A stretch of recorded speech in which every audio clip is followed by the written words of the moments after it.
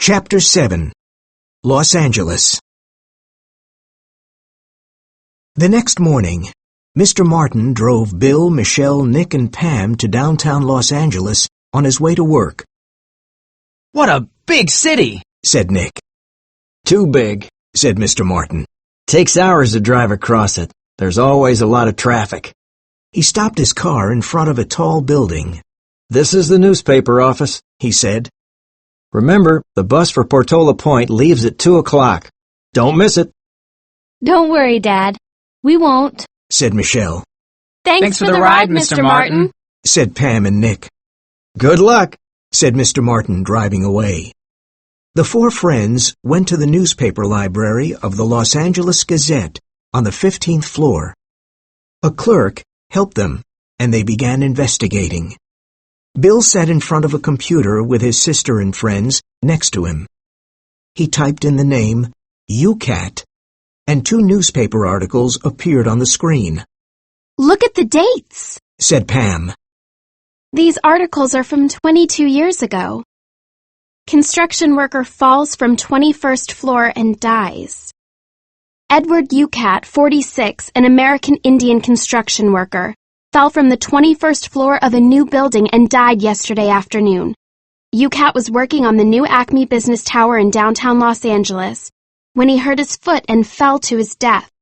Los Angeles Police Captain Michael Wright said, Mr. UCAT was an experienced construction worker for the J. Richardson Construction Company. Mr. Richardson did not follow the safety rules of the state of California. He probably didn't want to spend money on safety equipment. And that's why Edward UCAT died. The Los Angeles police are now investigating Richardson's responsibility. Edward UCAT leaves a wife and a son of 18. How awful, said Michelle. Look at the next article, said Pam. UCAT trial. Richardson not responsible for accident.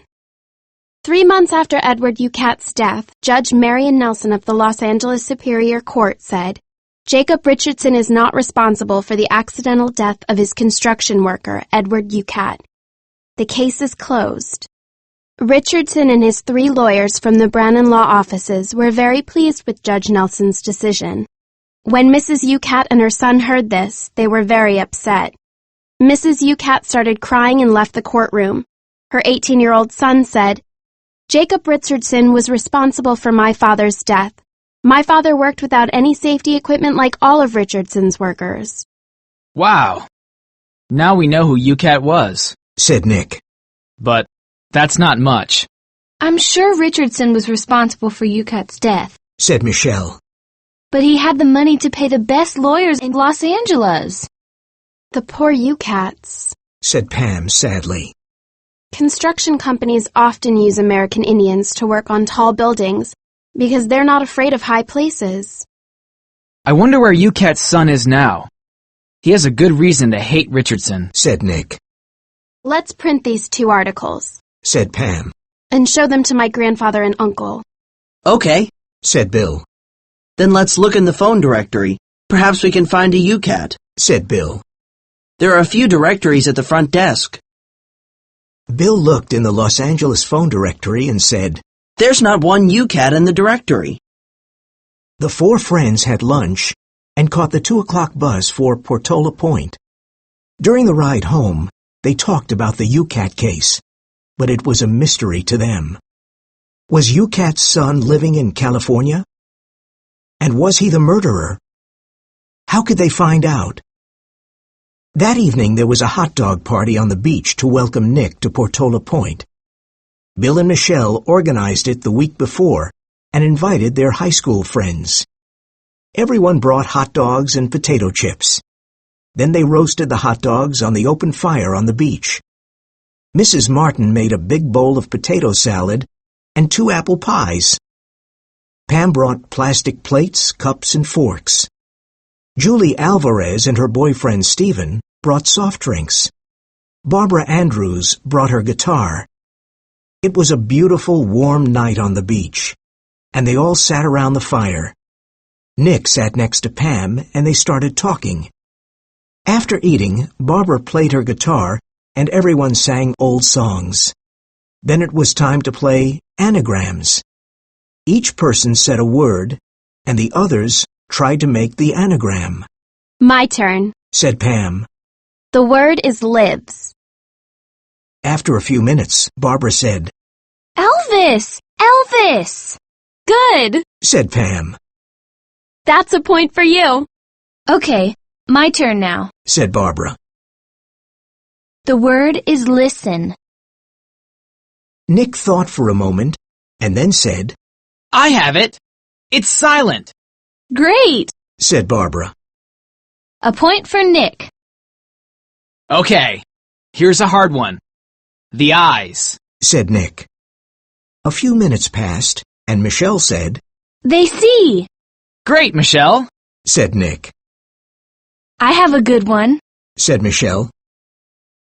11 plus 2. Hey, I'm not good at math. Said Julie Alvarez, laughing.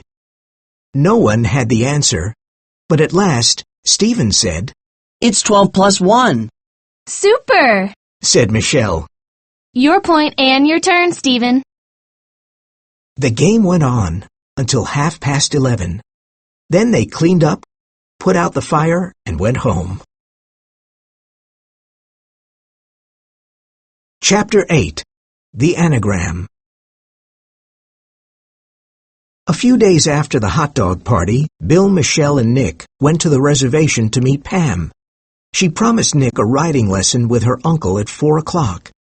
The four friends were sitting outside the stable when Professor Massey drove up in his Jeep. Hi, where's George? Professor Massey asked. He's in the stable, Said Pam. He's finishing a lesson. Massey slowly walked into the stable. Hi, Dan. Said George. Do you have any news? Bad news, George. Very bad news, said Professor Massey sadly. The sheriff and his men are coming to arrest you for the murder of Richardson. I'm very sorry. You're one of my best friends. What? Cried Uncle George. This is a terrible mistake, Dan. I didn't kill Jacob Richardson. You know that. What about Luke Langley, who escaped to Mexico? Isn't he a suspect? Why did he suddenly go to Mexico? Please, calm down, George, said Professor Massey. You're right about Langley, but he's out of the country, and the Mexican police will probably never find him. Is that a good reason to arrest me? Said George, who was very angry. What will happen to the good name of the reservation and to our business here? The two men continued talking. Suddenly, Michelle started looking at Professor Massey's personalized license plate. Takui, Oh no! she said slowly. What's the matter? Asked Pam.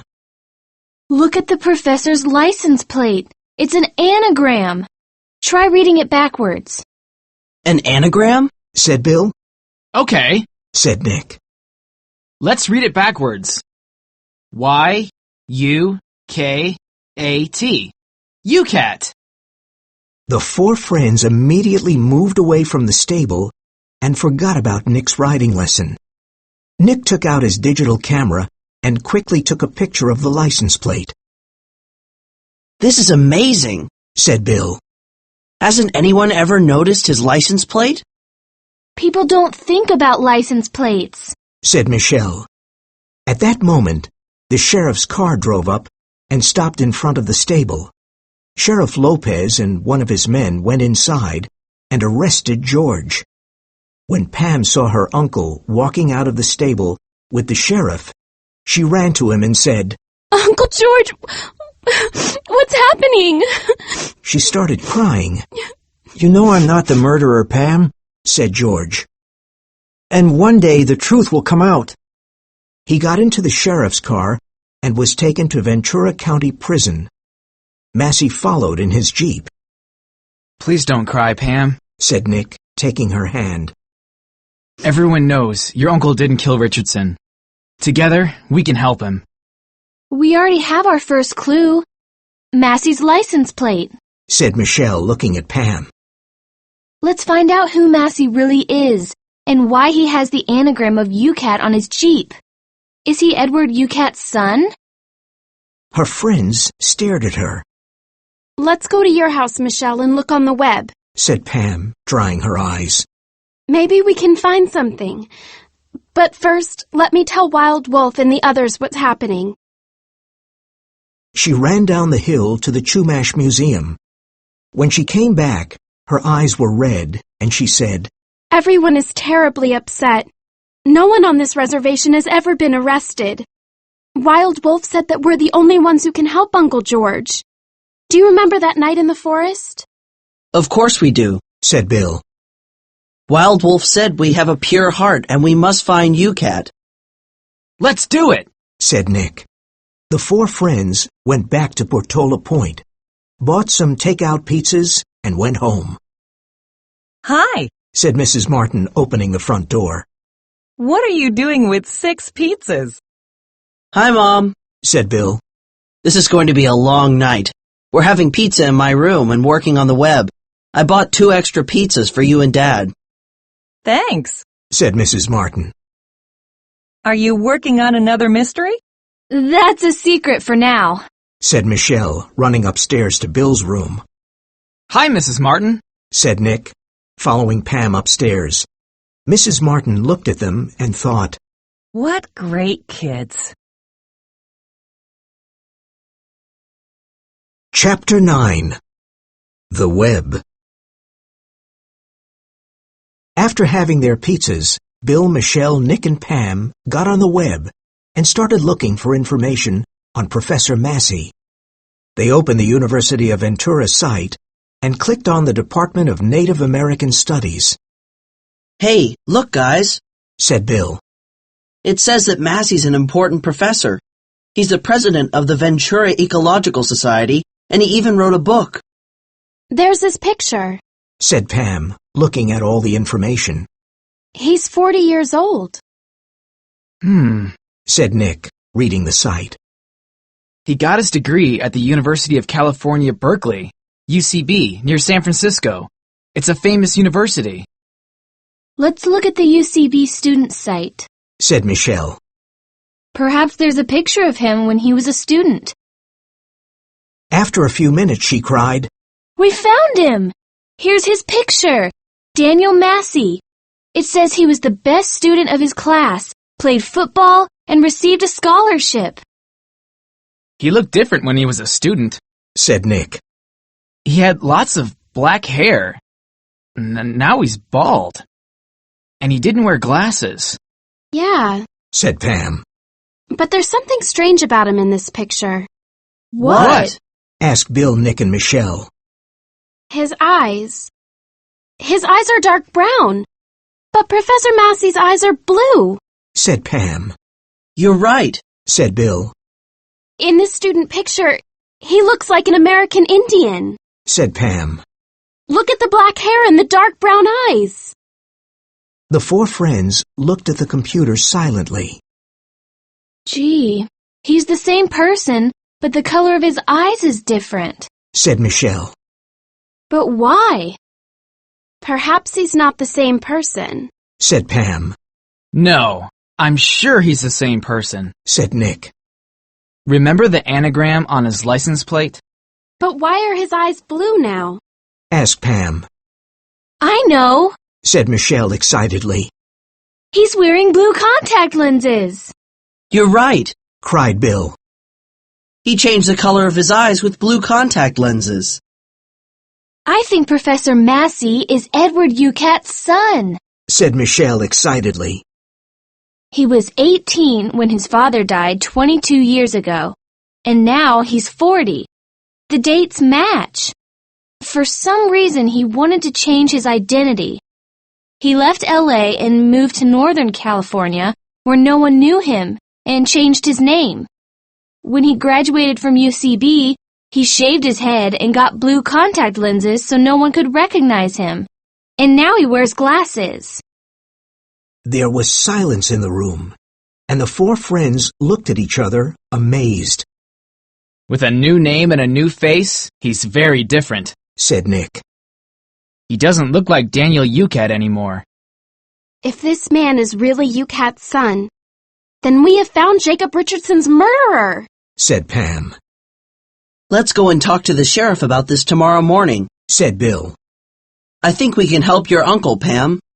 That's great. Said Pam. Let's go to see the sheriff with all the information we have. The next morning, the four friends went to the Portola Point Sheriff's office. Can we talk to Sheriff Lopez? Michelle asked. Certainly, said a young sheriff. His office is the second door on the left. When Sheriff Lopez saw them, he smiled and said, Please, come in and sit down. He closed the door and said, How can I help you?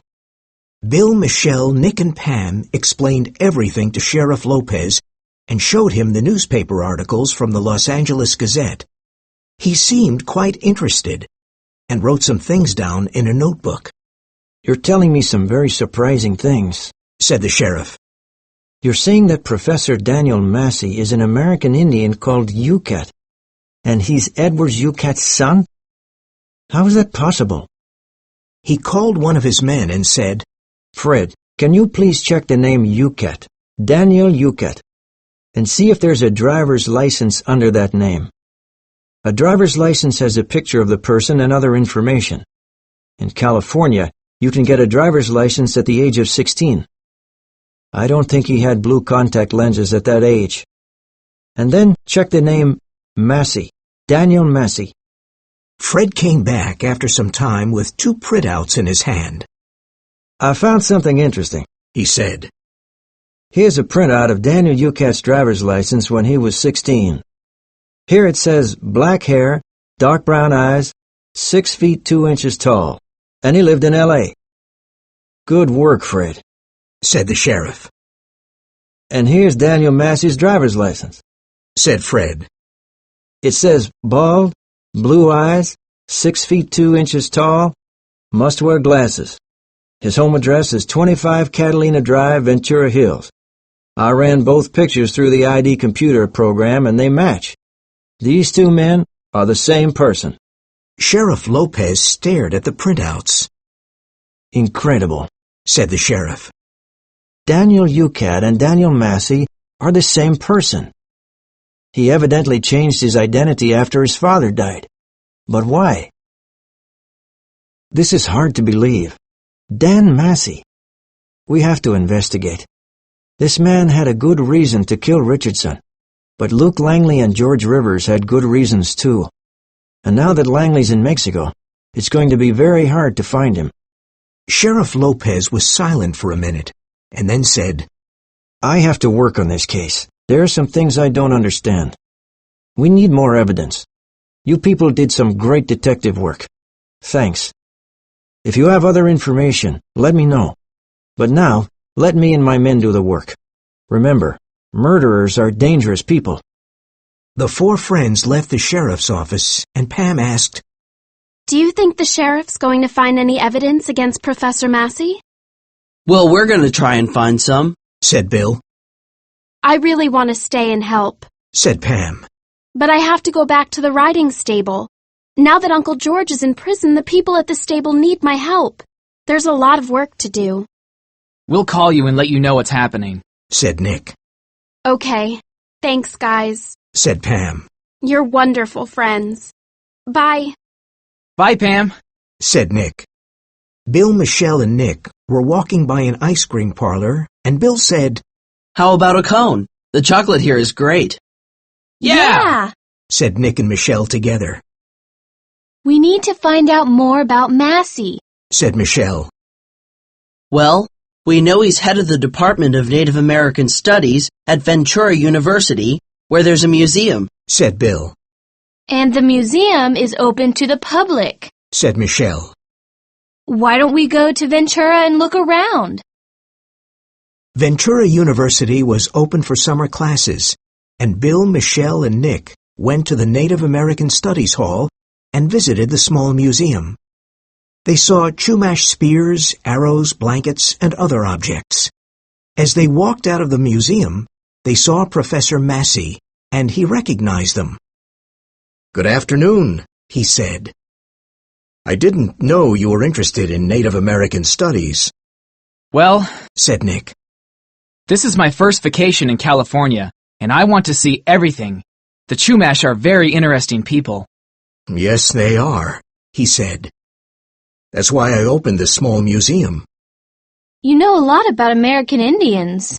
said Michelle. Are you part Native American? Professor Massey's face turned red, and his blue eyes became angry. But he smiled and said, Me? No, not with these blue eyes. He laughed nervously, Well, it's time to go, said Bill. Goodbye, Professor Massey.